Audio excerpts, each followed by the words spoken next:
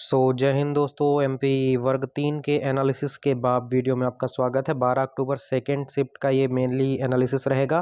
पूरा वीडियो देखिएगा, बहुत ही इंपॉर्टेंट सेशन रहता है और आपके आने वाली शिफ्ट में ज़रूर यहाँ से क्वेश्चन बनेंगे। इसमें कुछ फर्स्ट शिफ्ट के भी क्वेश्चन जो छूट गए थे वो भी मैंने इंक्लूड कर दिए हैं। तो पहला प्रश्न आपके आज एग्जामिनेशन में पूछा गया कि चलने के लिए कौन सा ऊतक जिम्मेदार होता है। तो चलने के लिए जिम्मेदार मुख्य ऊतक का नाम होता है मांसपेशीय ऊतक। तो याद रखिएगा, मांसपेशीय ऊतक आपका सही उत्तर होगा। अब इससे संबंधित ये प्रश्न तो अब आने से रहा, तो इससे संबंधित जो प्रश्न है ना वो आपके एग्जाम में आएंगे। तो एग्जाम पॉइंट्स अपन देखते हैं, यही तो खासियत है हमारे एनालिसिस की।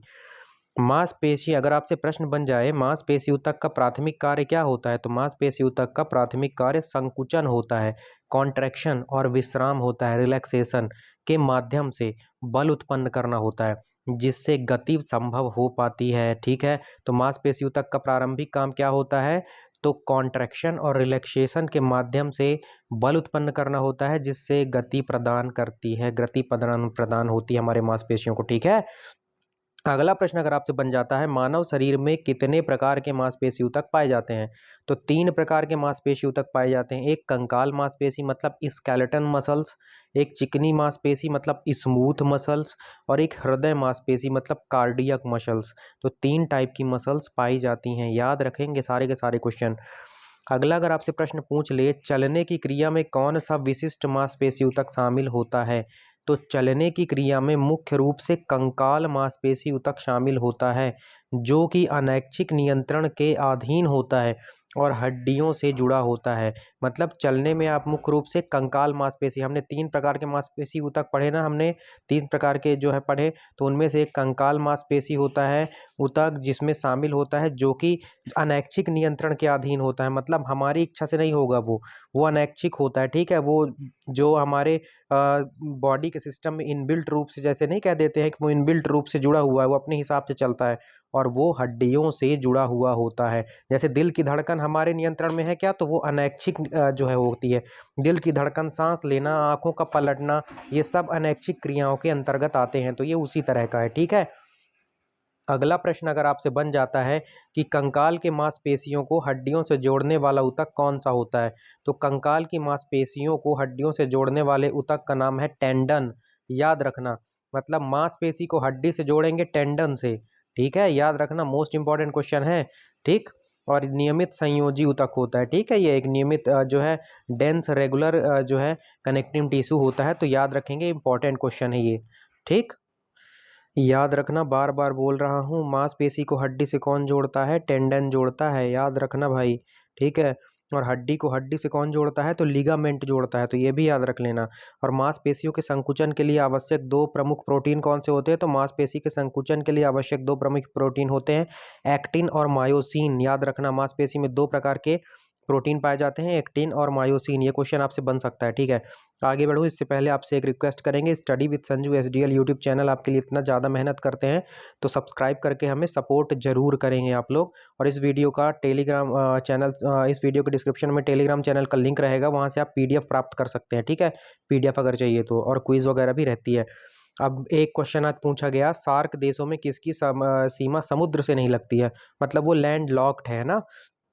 वो तो हालांकि मैं सार्क का वीडियो आपको करवा चुका हूं, लेकिन इससे जो है मैं कुछ क्वेश्चन आपको करवा देता हूं। सार्क देशों में से अफगानिस्तान, भूटान और नेपाल की समुद्री सीमा नहीं बनती है, ये लैंड लॉक्ड है। तो आपके ऑप्शन के अनुसार कौन सा होगा, आप देख लेना, फिट कर लेना इसमें। ये तीनों तीनों जो है भू आबद्ध है, मतलब इनकी सीमा जो है पानी से नहीं लगती है। अब एग्जाम पॉइंट के क्वेश्चन देखो, सार्क का पूरा नाम क्या है, यही पूछ सकता है, तो south Asian association for regional cooperation होता है, और इसका हेडक्वार्टर कहाँ है, काठमांडू, काठमांडू नेपाल में। सार्क में वर्तमान में कुल कितने सदस्य हैं, तो 8 सदस्य देश है। कौन कौन, अफगानिस्तान, बांग्लादेश, भूटान, भारत, मालदीव, नेपाल, पाकिस्तान और श्रीलंका। याद रखना, श्रीलंका और भारत को कौन सा जो है क्या क्या जोड़ता है, तो याद रखना पाक जलडमरू मध्य, पाक जलडमरू मध्य पूछेगा, कौन भारत को किससे जोड़ता है, तो श्रीलंका से जोड़ता है। याद रखना, पाक जलडमरू मध्य, पाकिस्तान नहीं लगा के आ जाना, श्रीलंका। और पूर्व का मोती श्रीलंका को ही कहते हैं, तो ये भी आपको याद रखना है। नेपाल में अभी जेनजी नाम का एक आंदोलन चला था, तो ये बात भी याद रखना। और मालदीव, मालदीव की कैपिटल क्या हो जाती है, माले। और मालदीव और मिनिकॉय, मिनिकॉय जो लक्षद्वीप में है ना, आपको मैं बताना चाहूँगा, ये हमारा इंडिया का जो है पेनिनसुलर इंडिया हो गया, ये अपना अरब सागर वाला रीजन हो गया, अरब सागर वाला रीजन हो गया। और यहाँ पर एक हमारा द्वीप है लक्षद्वीप, और यहाँ पर है मालदीव। तो लक्षद्वीप का मालदीव और मिनिकॉय, इसको कितने डिग्री का चैनल अलग करता है? तो याद रखना 8 डिग्री का चैनल अलग करता है। तो ये क्वेश्चन भी आपके लिए इंपॉर्टेंट हो जाता है, ठीक है। और सार्क की स्थापना अगर पूछ देता है किस वर्ष हुई थी, तो 8 दिसंबर 1985 को कहाँ पर हुई थी? ढाका में। ढाका बांग्लादेश में है। बांग्लादेश की राजधानी क्या है? बांग्लादेश की राजधानी ढाका ही है, याद रखना। और बांग्लादेश में मुद्रा चलती है टका, ठीक।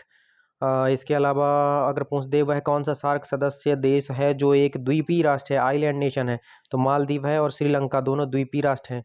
देखो भारत का जो ये वाला हिस्सा है ना, इसको प्रायद्वीप कहते हैं। तो प्रायद्वीप ऐसा हिस्सा होता है जो 3 तरफ से पानी से घिरा हुआ होता है, इधर से अरब सागर, इधर बंगाल की खाड़ी, और नीचे हिंद महासागर। तो ये वाला एरिया जो भारत का है 3 तरफ से पानी से घिरा हुआ है, इसलिए इसको क्या कहते हैं? प्रायद्वीप। अब द्वीप जो आइलैंड होता है, तो आइलैंड एक ऐसा जो है भूभाग होता है जो चारों तरफ से पानी से घिरा हुआ होता है, उसको आइलैंड कहते हैं। तो ऐसे 2 ही देश हैं सार्क कंट्रीज में, मालदीव और श्रीलंका, जो चारों तरफ से पानी से घिरे हुए हैं, तो इसलिए इनको आइलैंड कंट्री कहा जाता है, याद रखना। अब आई थिंक आपको पता चला होगा कि नीचे जो भारत का नीचे वाला हिस्सा है उसको प्रायद्वीपीय भारत क्यों कहते हैं, क्योंकि वो 3 तरफ से पानी से घिरा हुआ है, ठीक है। अगला अगर आपसे पूछ ले सार्क में सबसे अंत में शामिल होने वाला सदस्य देश कौन है, तो 2007 में अफगानिस्तान शामिल हुआ था, याद रखना। और इसका 8वां सदस्य बना था। और बाकी और ज़्यादा डिटेल जानकारी चाहिए सार्क के लिए तो आप वीडियो देख लीजिएगा मेरे यूट्यूब चैनल को। आप देखिए वर्ग 3 के लिए मैंने ऑर्गेनाइजेशंस में जो है करवाया हुआ है सार्क को, ठीक है। अगला प्रश्न आज पूछा गया, केंद्र में राज्य एवं संघ के बीच शक्तियों का बंटवारा किसके माध्यम से होता है? तो याद रखना केंद्र एवं राज्य संघ राज्यों के बीच शक्तियों का बंटवारा भारतीय संविधान की 7वीं अनुसूची के तहत दी गई 3 सूचियां हैं, संघ सूची, राज्य सूची और समवर्ती सूची के माध्यम से होता है। देखो संघ सूची में जिन विषयों पर जो है केंद्र कानून बनाता है वो विषय शामिल होते हैं, राज्य सूची में जिन विषयों पर राज्य कानून बनाता है वो राज्य सूची में होते हैं, और समवर्ती सूची, पहले तो समवर्ती सूची का प्रावधान हमने ऑस्ट्रेलिया से लिया हुआ है, ये तो याद रखना। समवर्ती सूची का सब प्रावधान हमने कहाँ से लिया? ऑस्ट्रेलिया से लिया हुआ है, जिसमें राज्य और केंद्र दोनों के दोनों जो है कानून बनाने की पावर रखते हैं। वो समवर्ती सूची में ऐसे विषय रखे जाते हैं जैसे वन हो गया, वन्य जीव हो गया, मापतौल हो गया, शिक्षा हो गया, ये सारे के सारे जो है समवर्ती सूची में शामिल है, तो याद रखना। इतने अच्छे कंटेंट के लिए study with Sanju SDL YouTube channel को सब्सक्राइब करके सपोर्ट करना है आपको। एग्जाम पॉइंट्स देख लेते हैं। जो है शक्तियों के बंटवारे से संबंधित भारतीय संविधान का कौन सा अनुच्छेद होता है? तो शक्ति के बंटवारे से संबंधित मुख्य अनुच्छेद होता है 246, जो 7वीं अनुसूची में दी गई 3 सूचियों के अनुसार संसद और राज्य विधानमंडल की विधायी शक्ति को परिभाषित करता है, तो याद रखेंगे। अगला अगर पूछ दे यूनियन लिस्ट जो होती है संघ सूची में शामिल विषय पर कानून बनाने का विशेषाधिकार किसे होता है? तो संसद को होता है भाई संघ सूची में। जैसे रक्षा, विदेशी मामले हो गया, रेलवे हो गया, इस पर जो है संसद जो है हमारे देश की संसद के अर्थात केंद्र जो है कानून बनाती है। समवर्ती सूची क्या है? तो समवर्ती सूची में ऐसे विषय शामिल है जैसे शिक्षा, विवाह, वन्य जीव, मापतौल, ये सब, ठीक है। तो जिन पर केंद्र सरकार और राज्य सरकार दोनों कानून बना सकती है, हालांकि मतभेद की स्थिति में केंद्र का कानून ही मान्य होता है, तो ये तो चलता ही है, ठीक है। अगला अगर आपसे प्रश्न पूछे अवशिष्ट शक्तियाँ रेसिड्यूअरी पावर जो होती हैं वो किसे कहते हैं और ये किसके पास निहित होती हैं? तो अवशिष्ट शक्तियाँ वे शक्तियाँ हैं जो तीनों सूची संघ, राज्य और समवर्ती में से किसी में भी शामिल नहीं होती हैं, तो ये अवशिष्ट शक्तियाँ कहलाती हैं, ठीक है। और इन पर कानून बनाने का अधिकार केंद्र सरकार के पास होता है सिर्फ और सिर्फ। तो अवशिष्ट शक्तियों पर सिर्फ और सिर्फ कानून कौन बनाएगा? केंद्र सरकार बनाएगी। अगला प्रश्न अगर आपसे बन जाए राज्य सूची में शामिल किन्हीं 2 महत्वपूर्ण विषयों के नाम बताओ, तो राज्य सूची में शामिल आपके पहला तो पुलिस हो गया, सार्वजनिक व्यवस्था हो गया, स्वास्थ्य हो गया, कृषि हो गया, जिन पर सामान्यतः राज्य विधानमंडल का कानून चलता है, ठीक है। तो उन पे राज्य कानून बनाता है। पंचवर्षीय योजना से लगातार प्रश्न बन रहे हैं, आप एक वीडियो क्यों नहीं देख लेते? मेरे यूट्यूब चैनल पर डाला हुआ है पंचवर्षीय योजना, आप देख लीजिए जाकर, पंचवर्षीय योजना आपको मिल जाएगा और उसको जो है देखिए। और study with Sanju SDL YouTube channel को सब्सक्राइब कीजिए और पंचवर्षीय योजना को देखेंगे, आपका एक भी क्वेश्चन बाहर नहीं जाएगा पंचवर्षीय योजना से। एक क्वेश्चन आज बने थे, देखिए कौन कौन से टॉपिक यहाँ पर मैंने जो है क्वेश्चन लिख दिए। एक सीमांत उपयोगिता से क्वेश्चन बना, उष्ण कटिबंधी वन पर क्वेश्चन बना, अलकनंदा भागीरथी के संगम पर क्वेश्चन बना, चैतन्य महाप्रभु की शिक्षाओं पर क्वेश्चन बना, हर्यक वंश पर क्वेश्चन बना, गांधी जी के आंदोलनों पर क्वेश्चन बना है, और भारत में सबसे पहले यूरोपियों से संबंधित क्वेश्चन बना है। तो इन सब से संबंधित मैं आपको अभी पूरे के पूरे प्रश्न करवा देता हूँ जो आपके आने वाले एग्जाम के लिए बहुत ज़्यादा महत्वपूर्ण होंगे, आने वाली शिफ्टों में आपके पूछे जाएंगे। तो सीमांत उपयोगिता, पहले मार्जिनल यूटिलिटी क्या होती है? तो सीमांत उपयोगिता का अर्थ किसी वस्तु की एक अतिरिक्त इकाई के उपभोग के कुल उपयोगिता में शामिल होने का परिवर्तन होता है। ठीक है, अब इससे संबंधित प्रश्न देख लो। देखो ज़्यादा डिटेल नहीं दूंगा मैं, क्योंकि डिटेल नहीं देना है आपको, ज़्यादा से ज़्यादा मुझे फैक्ट कवर करने हैं कम टाइम में। ठीक है, बाकियों की तरह मैं आपका समय बर्बाद नहीं करूंगा कि मुंह में आपके माइक ठूंस दूं और उगलवाऊं आपसे कि आज कौन सा क्वेश्चन आया था कौन सा नहीं आया था। ठीक है, तो यहाँ पर सीमांत उपयोगिता से संबंधित क्वेश्चन देखो। सीमांत उपयोगिता के शून्य होने पर कुल उपयोगिता पर क्या प्रभाव पड़ता है? तो सीमांत उपयोगिता के जब शून्य हो जाती है तो कुल उपयोगिता अधिकतम होती है, याद रखना, इनवर्सली प्रोपोर्शनल होती है। ठीक है, अगला प्रश्न अगर आपसे बन जाए, सीमांत उपयोगिता के ऋणात्मक होने का क्या अर्थ है? इसका अर्थ है कि एक अतिरिक्त इकाई के उपभोग से कुल उपयोगिता घट जाती है, याद रखना। ठीक है, अगला प्रश्न अगर आपसे बन जाए, उपयोगिता ह्रास नियम, ठीक है, किसने दिया था? तो यह नियम मुख्य रूप से एच एस गॉसेन ने दिया था, एच एस गॉसेन ने। मोस्ट इंपॉर्टेंट क्वेश्चन अगर बन जाए, उपभोक्ता संतुलन किस बिंदु पर प्राप्त होता है? तो यह जो है कंज्यूमर इक्विलिब्रियम तब प्राप्त होता है जब किसी वस्तु की सीमांत उपयोगिता इसकी कीमत के बराबर हो जाती है। ठीक है, अगला अगर प्रश्न बन जाए, सीमांत उपयोगिता हमें धनात्मक क्यों नहीं होती है? तो सीमांत उपयोगिता हमें धनात्मक इसलिए नहीं होती है क्योंकि लगातार उपभोग से किसी वस्तु के लिए उपभोक्ता की आवश्यकता की तीव्रता कम हो जाती है। अब जो ट्रॉपिकल फॉरेस्ट पर आपके क्वेश्चन बने थे उनसे संबंधित प्रश्न देखते हैं, थोड़ी सी डिटेल। जो ट्रॉपिकल फॉरेस्ट वन होते हैं वे वन होते हैं जो भूमध्य रेखा के पास उष्ण कटिबंधीय क्षेत्र में पाए जाते हैं, जिसमें अक्सर उच्च वर्षा होती रहती है। ठीक है, याद रखना। देखो भूमध्य रेखा किसे कहते हैं? ये अपना गोला हो गया, तो यहाँ पर होता है आपका 23.5 डिग्री नॉर्थ, इसको बोलते हैं। ये होती है आपकी कर्क रेखा, ये बीचों बीच सेक जाती है, ये 0 डिग्री होती है, इसको बोलते हैं भूमध्य रेखा। और एक होती है 23.5 डिग्री जो है साउथ होती है, इसको बोलते हैं मकर रेखा। यहीं पर आपका मध्य प्रदेश पड़ता है, तो ये कर्क रेखा जो है मध्य प्रदेश के 14 जिलों से होकर गुजरती है, याद रखना। और भारत भी आपका यहीं पर पड़ेगा, है ना। तो आपकी जो उष्ण कटिबंधीय वन है वो आपके भूमध्य रेखा के पास पाए जाते हैं। यहाँ पर क्या है, बहुत ज़्यादा गर्मी पड़ती है, सूर्य सीधे चमकता है, जिससे वाष्पीकरण बहुत तेजी से होता है और बहुत ज़्यादा वर्षा होती है। तो ये है इसका रीज़न। ठीक है, थोड़ा सा रीज़न बताना कहीं कहीं पर जरूरी हो जाता है। तो अगर आपसे प्रश्न बन जाए कि उष्णकटिबंधीय वनों का दूसरा सबसे प्रचलित नाम क्या है, तो अक्सर इन्हें सदाबहार वन, एवरग्रीन फॉरेस्ट या वर्षा वन, रेन फॉरेस्ट कहा जाता है। और सबसे ज़्यादा सदाबहार वन इसी एरिया में, भूमध्य रेखा वाले एरिया में पाए जाते हैं, क्योंकि वहाँ पर गर्मी बहुत पड़ती है, और गर्मी बहुत पड़ती है तो वाष्पीकरण बहुत होता है, और वाष्पीकरण बहुत होगा तो पानी भी बहुत ज़्यादा बरसेगा, और पानी बहुत बरसेगा तो वन वगैरह बहुत अच्छे होंगे। ठीक है, इसलिए सदाबहार वन हमेशा भूमध्य रेखा वाले एरिया में पाए जाते हैं। ठीक है, थोड़ा गला मेरा खराब है, फिर भी आपको कंटेंट देना मेरी जिम्मेदारी है। अगला प्रश्न अगर आपसे बन जाए, विश्व का सबसे बड़ा उष्णकटिबंधीय वन कौन सा है? तो अमेजन वर्षा वन जो है दक्षिण अमेरिका में विश्व का सबसे बड़ा उष्णकटिबंधीय वन होता है, और स्पेशली अमेजन वर्षा वन ब्राजील में पाए जाते हैं। ठीक है, ब्राजील की कैपिटल ब्राजीलिया होती है, और वहाँ की करेंसी रियाल होती है। अगला प्रश्न अगर आपसे बन जाए, भारत में उष्णकटिबंधीय सदाबहार वन कहाँ पाए जाते हैं? तो ये मुख्य रूप से पश्चिमी घाट, उत्तर पूर्वी क्षेत्र, अंडमान निकोबार द्वीप समूह में पाए जाते हैं। ठीक है, और भारत का एकमात्र जो है जागृत ज्वालामुखी अंडमान निकोबार के बैरन द्वीप समूह में, बैरन आइलैंड में, याद रखना। अगला अगर आपसे प्रश्न बन जाए, इन वनों में सामान्य रूप से पाई जाने वाली लकड़ियों के दो नाम, तो महोगनी और रोजवुड नाम की लकड़ियां यहाँ पर पाई जाती हैं, और ये बहुत कठोर होती हैं। अगला अगर और मध्य प्रदेश में सबसे ज़्यादा सागौन पाए जाते हैं, याद रखना। ठीक है, अगला अगर आपसे प्रश्न बन जाए, उष्णकटिबंधीय वनों को पृथ्वी का फेफड़ा क्यों कहा जाता है? तो क्योंकि ये प्रकाश संश्लेषण के माध्यम से बड़ी मात्रा में ऑक्सीजन का उत्पादन करते हैं। और ओवरऑल अगर आपसे पूछ लिया जाए कि लंग्स ऑफ द अर्थ किसे कहते हैं, तो अमेजन वर्षा वनों को कहते हैं। अब अलकनंदा और भागीरथी के संगम पर क्वेश्चन बने थे, इससे पहले मैं आपको बोलना चाहूँगा, हमारे यूट्यूब चैनल को सब्सक्राइब करके सपोर्ट जरूर करना है आपको। तो अलकनंदा और भागीरथी नदी का संगम देवप्रयाग नाम के स्थान पर होता है, जिसके बाद यह गंगा नदी में जिसके बाद ही यह गंगा नदी कहलाती है। ठीक है, अलकनंदा ऐसे आती है, और भागीरथी सतोपंथ नाम के ग्लेशियर से यहाँ पर आकर मिलती है, और इन दोनों का संगम होता है देवप्रयाग में, और फिर आगे ये गंगा के नाम से बहती है। और यही गंगा जब बांग्लादेश में चली जाती है तो पद्मा बन जाती है। और ब्रह्मपुत्र जो आती है भारत में, जब ब्रह्मपुत्र जब बांग्लादेश में जाती है तो जमुना बन जाती है। और गंगा जो बांग्लादेश में जाती है तो पद्मा बन जाती है। अब जमुना और पद्मा जब मिलकर इनकी संयुक्त धारा जाती है तो ये बनाती है मेघना, मेघना के नाम से बहती है, और फिर ये दोनों जाकर बे ऑफ बंगाल में गिर जाती हैं। तो याद रखना, गंगा बांग्लादेश में पद्मा हो जाएगी, ब्रह्मपुत्र बांग्लादेश में जमुना हो जाएगी, और ये दोनों मिलकर से इनकी संयुक्त धारा मेघना के रूप में बहेगी बांग्लादेश में, याद रखना। ठीक है, ये क्वेश्चन डायरेक्ट आते हैं, याद रखना। अब पंचप्रयाग, अगर आपसे प्रश्न बने पंचप्रयाग में यह संगम कौन सा प्रयाग कहलाता है? तो यह संगम देवप्रयाग कहलाता है। और देवप्रयाग किस भारतीय राज्य में है? तो उत्तराखंड में है। अलकनंदा नदी की उत्पत्ति किस हिमनद से होती है? अलकनंदा की उत्पत्ति मुख्य रूप से सतोपंथ हिमनद से होती है, ठीक है। और भागीरथी नदी की उत्पत्ति किस स्थान से होती है? तो भागीरथी की उत्पत्ति जो है गंगोत्री हिमनद से होती है, गोमुख से। कर्णप्रयाग में अलकनंदा का संगम किस नदी से होता है? तो कर्णप्रयाग में अलकनंदा और पिंडार मिलती हैं, याद रखना।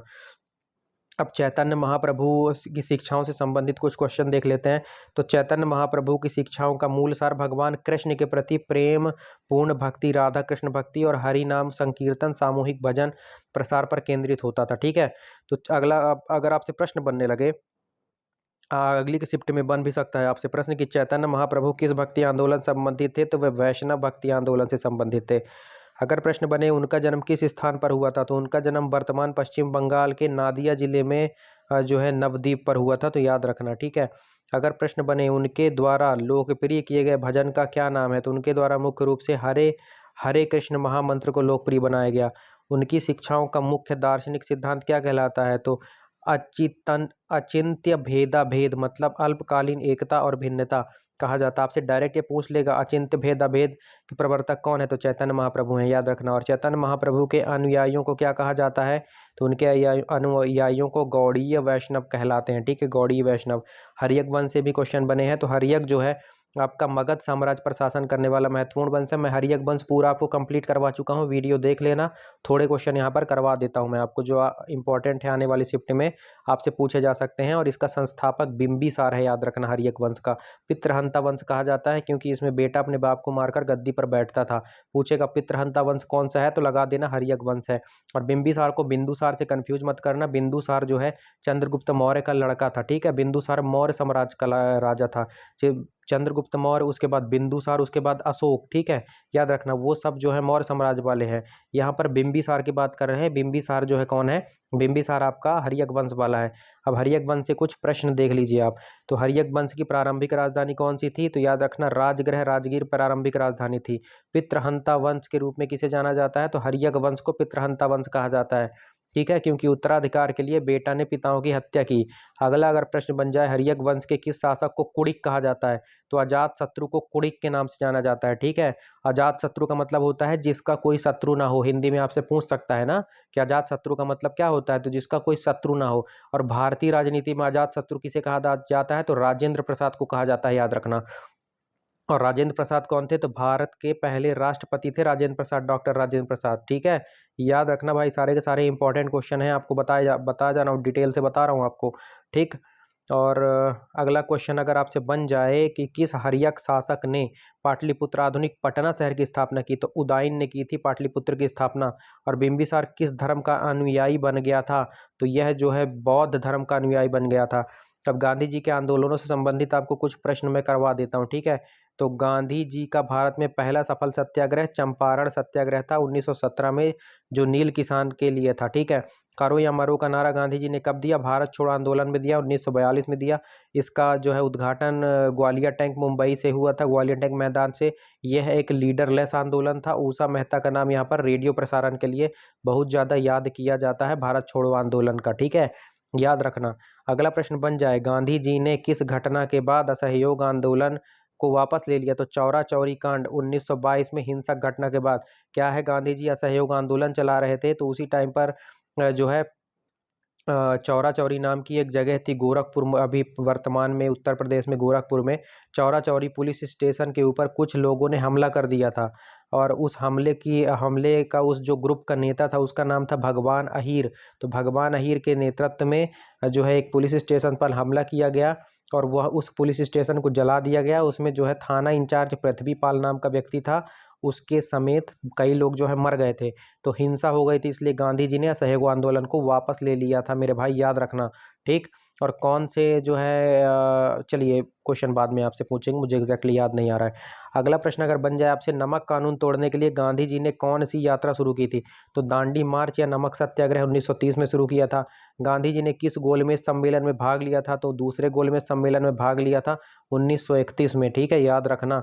और पूछेगा तीनों गोलमेज सम्मेलन में कौन भाग लिया था? तो B.R. अम्बेडकर और तेज बहादुर सप्रू, इन दोनों ने तीनों गोलमेज सम्मेलन में भाग लिया था। और दूसरे वाले गोलमेज सम्मेलन सम्मेलन में महिलाओं का नेतृत्व किसने किया था?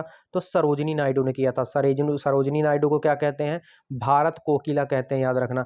सरोजिनी नायडू भारतीय राष्ट्रीय कांग्रेस की पहली भारतीय महिला अध्यक्ष हैं, याद रखना। कानपुर अधिवेशन 1925। अगर पूछेगा भारतीय राष्ट्रीय कांग्रेस की पहली महिला अध्यक्ष कौन है, तो वो एनी बेसेंट है, याद रखना। एनी बेसेंट एक आयरिश लेडी थी। 1917 में जो है कलकत्ता के अधिवेशन में उनको अध्यक्ष बनाया गया था, लेकिन वो एक आयरिश महिला थी। तो पहली भारतीय महिला कौन है? तो सरोजिनी नायडू हैं, जिन्हें इंडियन नेशनल कांग्रेस का अध्यक्ष बनाया गया था महिलाओं में, ठीक है। अगला प्रश्न अगर आपसे बन जाए, भारत में सबसे पहली यूरोपियन ताकत आई थी, इस पर संबंधित जो है प्रश्न बने थे, तो पुर्तगाली सबसे पहले आए थे, उसको सबको मालूम है। वास्को दी गामा आया था जो है आपको, जुमेरिन नाम के राजा ने इसका स्वागत भी किया था। Study with Sanju SDL YouTube channel को सब्सक्राइब करके सपोर्ट करेंगे। पहला प्रश्न बन जाए, पहला पुर्तगाली यात्री कौन था जो भारत आया? तो वास्को डी गामा था। 1498 में कालीकट बंदरगाह पर पहुंचा था और यहाँ पर जुमेरिन नाम के राजा ने इसका भव्य स्वागत किया था। अगला बने, अगर पुर्तगालियों ने भारत में अपना पहला किला कहाँ स्थापित किया था? तो इन्होंने कोचीन में किया था। अगर बने, पुर्तगालियों के बाद कौन सी यूरोपीय शक्ति भारत में आई थी? तो पुर्तगाली के बाद आने वाले थे डच, याद रखना। नीदरलैंड वालों को डच कहते थे, ठीक है। अगर बन जाए, भारत में पुर्तगाली शक्ति का वास्तविक संस्थापक कौन था? तो अल्फांसो डी अल्बुकर्क वास्तविक संस्थापक माना जाता है। गोवा पर अधिकार करने वाले पहले यूरोपीय पुर्तगाली ही थे और सबसे बाद में छोड़कर गए थे। गोवा को 1961 में जो है आज़ाद करवाया गया था पुर्तगालियों से। अगर पूछे कपास की खेती, अब कुछ इस पर भी क्वेश्चन बने थे ना कि कपास की खेती और मिट्टी से संबंधित क्वेश्चन बना था, तो मैं आपको कुछ क्वेश्चन करा देता हूँ। जो कपास की खेती के लिए सबसे उपयुक्त मिट्टी होती है काली मिट्टी, इसे रेगुर मिट्टी भी कहते हैं, काली कपासी मृदा भी कहते हैं, और इसे कहते हैं चरणोजम मृदा भी कहा जाता है, याद रखना। प्रश्न बन जाए, काली मिट्टी को और किस नाम से जानते हैं? तो इसे रेगुर मिट्टी या काली कपासी मिट्टी के नाम से जानते हैं। अपना जो मालवा वाला रीजन है ना मालवा वाला रीजन है जो, और आपका जो महाराष्ट्र वाला, गुजरात वाला रीजन है, यहाँ पर जो है काली कपासी मृदा ही बहुत ज़्यादा पाई जाती है। अगला प्रश्न अगर बने, भारत के किन राज्यों में काली मिट्टी मुख्य रूप से पाई जाती है? तो महाराष्ट्र, गुजरात, मध्य प्रदेश, आंध्र प्रदेश के कुछ हिस्सों में भी पाई जाती है। प्रश्न बने, काली मिट्टी का निर्माण किस प्रकार की चट्टानों से होता है? तो याद रखना मेरे भाई, काली मिट्टी का निर्माण ज्वालामुखी विस्फोट से निकले बेसाल्ट चट्टान के टूटने से होता है। अगला बने, कपास के उत्पादन में भारत का कौन सा राज्य अग्रणी है? तो वर्तमान में गुजरात राज्य कपास उत्पादन में अग्रणी है। डेटा परिवर्तनशील है लेकिन यह प्रमुख है, इंपॉर्टेंट रखना। मूंगफली उत्पादन में भी गुजरात टॉप नंबर पर रहता है। अगला प्रश्न बन जाए, काली मिट्टी की मुख्य विशेषता क्या है? तो इसकी मुख्य विशेषता उच्च जल धारण क्षमता है, मतलब ये पानी को बहुत ज़्यादा समय तक सोख कर रखती है। अब उदयन से कुछ क्वेश्चन बन जाए, तो उदयन हर्यक वंश का एक शासक था जिससे पाटलिपुत्र आधुनिक पटना शहर को मगध की राजधानी के रूप में स्थापित किया था, ठीक है। उदयन किस वंश का था? हर्यक वंश का। उदयन किसका लड़का था? अजातशत्रु का लड़का था। उदयन को मगध का शासक क्यों बनना पड़ा? उसने अपने पिता अजातशत्रु की हत्या करके जो है, पितृहंता वंश वाला था, तो ये बाप जो है, बेटा जो है बाप की हत्या करके बनता ही था। उदयन ने अपने राजधानी जो है राजगृह से बदलकर नया शहर कहाँ पर? पाटलिपुत्र में स्थानांतरित की थी।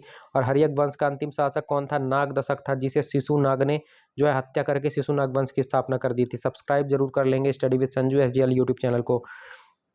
अब आपके क्वेश्चन बने आज लेंस, एंटी एसिड और एसिड संबंधित, विटामिन, पाचन तंत्र, कार्बोहाइड्रेट से संबंधित क्वेश्चन बने। तो कुछ क्वेश्चन मैं आपको एग्जाम पॉइंट की दृष्टि से बता देता हूं, ठीक है। तो लेंस से समझिए, तो लेंस एक पारदर्शक प्रकाशीय युक्ति है जिसका प्रयोग प्रकाश को अपवर्तित करके अभिसारित या अपसारित करने के लिए किया जाता है। लेंस से संबंधित प्रश्न देख लीजिए। तो प्रश्न जो है, अगर आपसे उत्तल लेंस द्वारा किस प्रकार का प्रतिबिंब बनता है? तो उत्तल लेंस के द्वारा आमतौर पर वास्तविक और उल्टा प्रतिबिंब बनता है। अगला प्रश्न बने, किस दृष्टि दोष को ठीक करने के लिए अवतल लेंस का उपयोग किया जाता है? तो निकट दृष्टि दोष को दूर करने के लिए। लेंस की शक्ति को किस में नापते हैं? तो डायोप्टर में नापते हैं। उत्तल लेंस को किस नाम से जाना जाता है? तो उत्तल लेंस को अभिसारी के नाम से जाना जाता है, अभिसारी लेंस कहते हैं उत्तल लेंस को। अब एंटी एसिड के कुछ क्वेश्चन देख लीजिए। तो एंटी एसिड क्या होता है? पेट की अम्लता को जो दूर करते हैं, ठीक है। जैसे आपको एसिडिटी हो जाती है ना, तो ज़्यादा एसिडिटी हो जाती है, तो जो आप खा लेते हैं जिससे एसिडिटी कम हो जाती है उसको बोलते हैं एंटी एसिड, ठीक है। तो एंटी एसिड मुख्य रूप से किस रासायनिक यौगिक से बनते हैं? तो ये मुख्य रूप से मैग्नीशियम, एल्यूमिनियम या कैल्शियम के हाइड्रोक्साइड कार्बोनेट से बने होते हैं। एंटी एसिड का कार्य सिद्धांत क्या है? तो एंटी एसिड पेट में मौजूद अतिरिक्त हाइड्रोक्लोरिक एसिड HCl को बेअसर कर न्यूट्रलाइज करने का काम करता है इसको, ठीक है। तभी तो आपकी पेट की एसिडिटी कम होती है। और पेट की अत्यधिक अम्लता के कारण होने वाली स्थिति को क्या कहते हैं? एसिडिटी कहते हैं, या हाइपर एसिडिटी भी कहते हैं। और मिल्क ऑफ मैग्नीशिया में कौन सा एंटी एसिड मौजूद होता है? तो इसमें हाइड्रोक्साइड MgOH का होल ट्वाइज मौजूद होता है, याद रखना।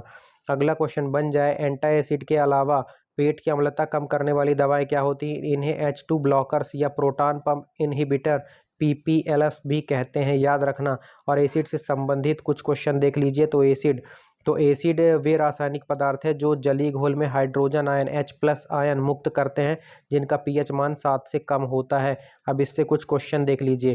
तो एक प्रबल अम्ल स्ट्रॉन्ग एसिड का उदाहरण दीजिए। तो आपका HCl जो पेट में भी पाया जाता है एक प्रबल एसिड है। सिरका विनेगर में कौन सा कार्बनिक अम्ल पाया जाता है? तो इसमें एसिटिक एसिड CH3COOH पाया जाता है, याद रखना। किस अम्ल की उपस्थिति के कारण दूध दही खट्टा होता है? तो लैक्टिक एसिड की उपस्थिति के कारण दूध दही खट्टे होते हैं। पीएच स्केल पर 7 से ऊपर का मान क्या दर्शाता है?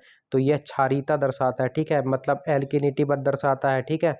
अम्ल और क्षार की प्रतिक्रिया के परिणाम स्वरूप क्या बनता है? तो अम्ल और क्षार की प्रतिक्रिया के परिणाम स्वरूप नमक और पानी बनता है, उदासीनीकरण प्रक्रिया कहते हैं। अब विटामिन से संबंधित कुछ क्वेश्चन देख लो। तो किस विटामिन को ब्यूटी विटामिन कहते हैं? तो विटामिन ई को कहते हैं ब्यूटी विटामिन। इसकी कमी से बांझपन भी आ जाता है, याद रखना। पानी में घुलनशील कौन से हैं? तो विटामिन बी और विटामिन सी। और वसा में घुलनशील कौन से हैं? तो vitamin A, vitamin E, vitamin D, vitamin E, vitamin के, एडेक याद रखना, ठीक है, ADE के। और किस विटामिन की कमी से रतौंधी नाइट ब्लाइंडनेस हो जाती है? तो विटामिन ए की कमी से हो जाती है, याद रखना। और कौन से विटामिन को सूर्य के प्रकाश से संबंधित होता है? तो विटामिन डी। इसे सनशाइन विटामिन भी कहा जाता है। रक्त का थक्का जमने के लिए तो विटामिन के। अब पाचन तंत्र से संबंधित क्वेश्चन देख लो। तो मानव शरीर में भोजन का पाचन कहाँ से शुरू होता है? तो पाचन तंत्र जो है अपने के मुंह से शुरू हो जाता है, माउथ से। मानव शरीर में भोजन का सबसे अधिक पाचन और अवशोषण कहाँ पर होता है? छोटी आंत में होता है, याद रखना। प्रोटीन का पाचन करने वाले एंजाइम का नाम बताओ। तो प्रोटीन का पाचन करता है पेप्सिन पेट में, ट्रिप्सिन छोटी आंत में, ठीक है, याद रखना। अगला प्रश्न बने भोजन को पचाने में मदद करने वाले पेट में जो है स्रावित अम्ल को क्या कहते हैं? तो हाइड्रोक्लोरिक एसिड कहते हैं। और वसा फैट के पाचन में कौन सा अंग जो है पित्त स्रावित करता है? तो यकृत पित्त स्रावित करता है। और ये स्टोर कहाँ पर होता है? पित्ताशय में, याद रखना, गाल ब्लैडर में। लेकिन उसको पित्त निकालता कौन है? तो यकृत निकालता है, जो वसा के इमल्सीकरण में मदद करता है। अब कार्बोहाइड्रेट से कुछ क्वेश्चन देख लीजिए, क्योंकि आज बने हुए हैं क्वेश्चन आपके, ठीक है। तो कार्बोहाइड्रेट का सबसे सरल रूप होता है मोनोसैकेराइड, ठीक है। पौधों में संचित इस ऊर्जा क्या होती है? तो पौधों में संचित मुख्य ऊर्जा स्टार्च के रूप में होती है। रक्त शर्करा के रूप में किस कार्बोहाइड्रेट को जाना जाता है? तो ग्लूकोज को रक्त शर्करा के रूप में जाना जाता है। अगर डाइसैकेराइड का एक उदाहरण ले लें तो डाइसैकेराइड हो जाएगा सुक्रोज, जिसे सामान्यतः चीनी कहते हैं। लैक्टोज मतलब दूध की चीनी, या माल्टोज डाइसैकेराइड के उदाहरण होते हैं। अगला अगर बन जाए कार्बोहाइड्रेट को पचाने वाले प्रमुख एंजाइम कौन सा है? तो कार्बोहाइड्रेट को पचाने वाला प्रमुख एंजाइम एमाइलेज है, जो लार और अग्नाशयी रस में पाया जाता है। इसके अलावा लार में टाइलिन भी पाया जाता है, याद रखना, ठीक। अब आपसे प्रश्न बने थे आज आर्टिकल 20, आर्टिकल 21, ये फर्स्ट शिफ्ट में बने थे, कुछ क्वेश्चन में छूट गए थे तो वो करवा देता हूँ। आर्टिकल 20, आर्टिकल 21 के ऊपर रक्त के परिवहन में आरबीसी के योगदान के ऊपर, महिलाओं और पुरुषों में गर्भ निरोधक शल्य या अन्य प्रक्रिया, मालवा के परमार जो शासक है उन पर हमला वगैरह किया गया था। खगोलीय पिंड कब गिरता है तो उसकी गति में क्या परिवर्तन होता है? भारतीय मुद्रा की वैल्यू से संबंधित प्रश्न थे, तो मैं उनसे संबंधित आपको क्वेश्चन करा देता हूँ। अब आगे बढ़ूँ इससे पहले मैं आपसे रिक्वेस्ट करूँगा कि इतना मेहनत करने के लिए study with Sanju SDL YouTube channel को सब्सक्राइब करके सपोर्ट जरूर कर दें मेरे भाई, कर दीजिए। इतना मेहनत आपके लिए कोई नहीं कर रहा है, ठीक है। तो चलिए क्वेश्चन शुरू करते हैं। आपके एग्जाम पॉइंट से कौन कौन इंपॉर्टेंट क्वेश्चन है। तो पहला क्वेश्चन बनता है अनुच्छेद 20 और अनुच्छेद 21। तो अनुच्छेद 20 और 21 से संबंधित मैं आपको कुछ क्वेश्चन करा देता हूं।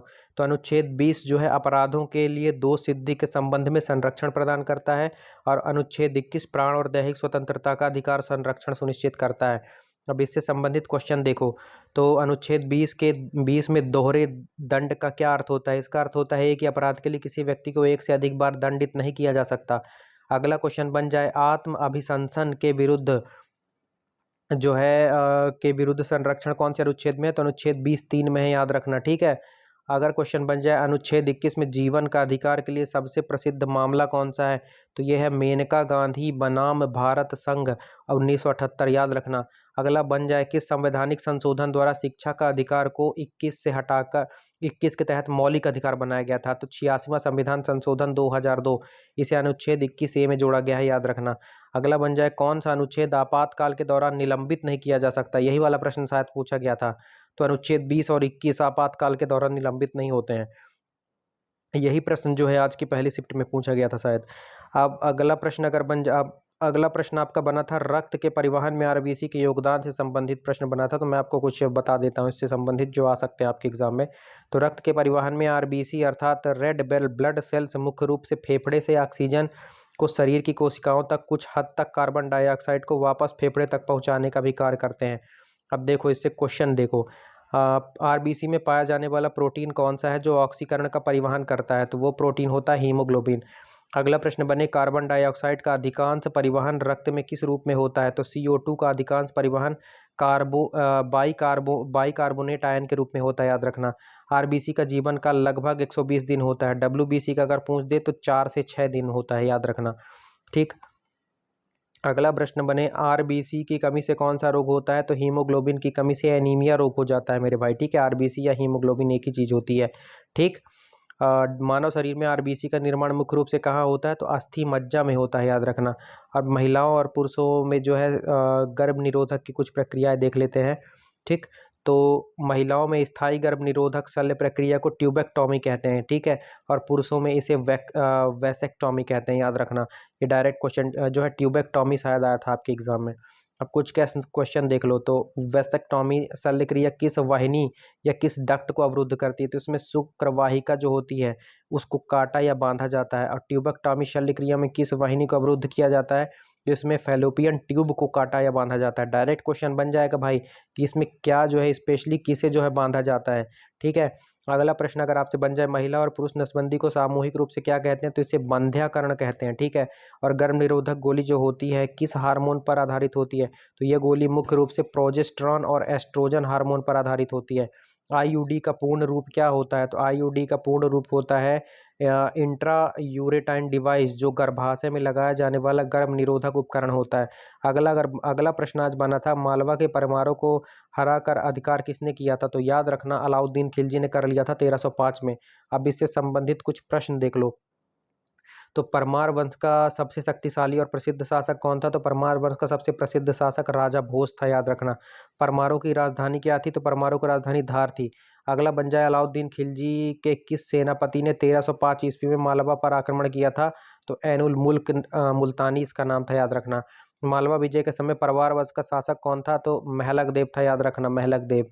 अगर प्रश्न बन जाए मालवा क्षेत्र वर्तमान भारत के किस राज्य में है, तो मुख्य रूप से मध्य प्रदेश का जो है ये स्थान है। अब प्रश्न बना था खगोलीय पिंड से संबंधित। ठीक है। तो याद रखना जब कोई खगोलीय पिंड जैसे उल्का पिंड गिरता है तो पृथ्वी के गुरुत्वाकर्षण बल के कारण उसकी गति में लगातार वृद्धि होती है, त्वरण मिल जाता है ना उसको। अब इससे संबंधित प्रश्न देखो, किसी पिंड के मुक्त रूप से गिरने पर उसमें कौन सा त्वरण होता है, तो गुरुत्वीय त्वरण जी कार्य करता है। पृथ्वी पर गुरुत्वीय त्वरण जी का अनुमानित मान क्या होता है, तो इसका मान लगभग जो है बराबर ही होता है और लगभग 9.8 मीटर प्रति सेकंड होता है, याद रखना। ठीक है। अगला प्रश्न बन जाए पृथ्वी के वायुमंडलीय प्रवेश करने पर पिंड की गति को क्या प्रभावित करता है, तो पिंड की गति को वायु अवरोध जो है एयर रेसिस्टेंट प्रभावित करता है। अगला प्रश्न बने जब कोई पिंड अपनी अधिकतम स्थिर गति से गिरता है तो उसे क्या कहते हैं, इसे सीमांत वेग कहते हैं। ठीक है। अंतरिक्ष में किन्हीं दो पिंडों के बीच लगने वाले बल को क्या कहते हैं, गुरुत्वाकर्षण बल कहते हैं। अब भारतीय मुद्रा से संबंधित प्रश्न देख लो। ठीक है। तो भारत में मुद्रा जारी करने का एकाधिकार किसके पास है, आरबीआई के पास है। आरबीआई है ना। भारत में मुद्रा का सांकेतिक चिन्ह क्या होता है, सांकेतिक चिन्ह ये वाला होता है ना, जो ये इसको उदय कुमार ने डिजाइन किया था, याद रखना। मोस्ट इंपॉर्टेंट क्वेश्चन है ये इसको हटा देना, ये थोड़ा सा फॉर्मेट के कारण टेक्स्ट जो है आ गया था ये। तो ये वाला जो चिन्ह है ना, इसको उदय कुमार ने बनाया था। और जब किसी देश की मुद्रा पर मूल्य अन्य मुद्राओं की तुलना में जानबूझकर कम किया जाता है इसे अवमूल्यन कहते हैं, याद रखना। और भारत में मुद्रास्फीति को नियंत्रित करने के लिए कौन सी नीति अपनाई गई, तो मुद्रास्फीति को नियंत्रित करने के लिए मौद्रिक नीति अपनाई जाती है। ठीक है। Study with Sanju SDL YouTube channel को सब्सक्राइब जरूर कर लेना है आपको। और जब जब रुपए का मूल्य जो है US डॉलर की तुलना में बढ़ जाता है तो इस स्थिति को क्या कहते हैं, इसे रुपए का अधिमूल्यन कहते हैं, याद रखना। अब आज एक क्वेश्चन बन गया था, यदि पृथ्वी की घूर्णन गति रुक जाती है तो जी के मान पर क्या प्रभाव पड़ेगा, तो पृथ्वी के घूर्णन रुकने पर भूमध्य रेखा सहित अधिकांश स्थानों पर जी का मान जो है बढ़ जाता है, क्योंकि घूर्णन के कारण लगने वाले अपकेंद्री बल समाप्त हो जाते हैं। अब एग्जाम पॉइंट के क्वेश्चन देख लो। वर्तमान में भूमध्य रेखा पर जी का मान ध्रुवों की तुलना में कम क्यों होता है? तो भूमध्य रेखा पर जी का मान कम होता है क्योंकि वहां पृथ्वी के घूर्णन के कारण लगने वाला अधिकतम अपकेंद्री बल गुरुत्वाकर्षण बल का विरोध करता है, याद रखना। अगला प्रश्न यदि बन जाए, यदि पृथ्वी अचानक घूमना बंद कर दे तो ध्रुवों पर जी के मान में कितना परिवर्तन आएगा? तो ध्रुवों पर जी के मान में कोई परिवर्तन नहीं होगा, याद रखना, क्योंकि ध्रुवों पर अपकेंद्री बल का प्रभाव शून्य होता है। अगला प्रश्न बने अपकेंद्री बल किस दिशा में कार्य करता है? तो अपकेंद्री बल घूर्णन अक्ष से बाहर की ओर कार्य करता है। अगला प्रश्न बने जी का मान बढ़ने पर किसी वस्तु के भार पर क्या प्रभाव पड़ेगा? तो जी का मान बढ़ने पर वस्तु का भार भी बढ़ जाएगा। और प्रश्न बन जाए पृथ्वी के घूर्णन के कारण जी के मान में होने वाले परिवर्तन का अधिकतम और न्यूनतम प्रभाव कहाँ देखा जाता है? तो इसका अधिकतम प्रभाव भूमध्य रेखा पर और न्यूनतम ध्रुवों पर देखा जाता है। अब आज आपसे गणित में कुछ टॉपिक पूछे गए, मेंसुरेशन, ट्रिग्नोमेट्री जो है एकदम थ्योरेटिकल बेस भी गणित पे क्वेश्चन पूछे गए हैं, तो डीप नॉलेज होगा तभी कर पाओगे। बीज गणित, नंबर सिस्टम, मिश्रण, एलिगेशन, गोला, खोखला गोला, प्रतिशत, coordinate geometry, mean, median, mode, प्रायिकता, ऊंचाई, दूरी, औसत आदि से प्रश्न आपके बने हैं। और मैथ आपकी मध्यम से कठिन स्तर की थी, साइंस आपकी कठिन स्तर की थी, सोशल साइंस आपकी मध्यम स्तर की थी, हिंदी और इंग्लिश सरल से मध्यम स्तर की थी। ओवरऑल आपका जो पेपर का लेवल है वो मॉडरेट टू डिफिकल्ट है, मतलब कि मध्यम स्तर से कठिन स्तर का है। तो बहुत ही खतरनाक पेपर आपका बनाया जा रहा है। कॉन्सेप्ट अगर क्लियर होंगे तभी आप कर पाएंगे। और इस तरह मैंने आपका एक एक मिनट जो है वसूल किया इस वीडियो में, आपका एक भी मिनट बर्बाद मैंने नहीं किया है, तो इस बात की मुझे संतुष्टि मिलती है। तो अब आप मेरी इस मेहनत को जो है एक जो है अपना सपोर्ट दिखा सकते हैं। Study with Sanju SDL YouTube channel को सब्सक्राइब करके हमें सपोर्ट कर सकते हैं। चलिए अपनी वाणी को विराम देता हूँ। खुश रहिए, मस्त रहिए, व्यस्त रहिए, पढ़ते रहिए, मुस्कुराते रहिए और हमारे चैनल को सब्सक्राइब करके सपोर्ट कीजिए। मिलते हैं अगले वीडियो में, तब तक के लिए जय हिंद, जय भारत।